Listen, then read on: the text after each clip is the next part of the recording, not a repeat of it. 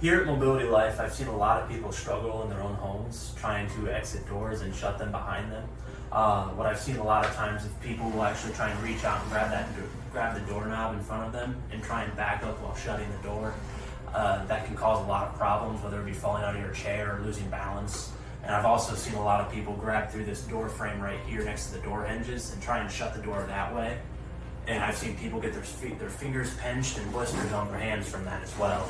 So what we've come up with is a product we call DoorPal, and that is actually a bracket that attaches to the two existing Phillips screws and adds an elastic band to the door, which you can then grab on your way out and it will shut the door behind you.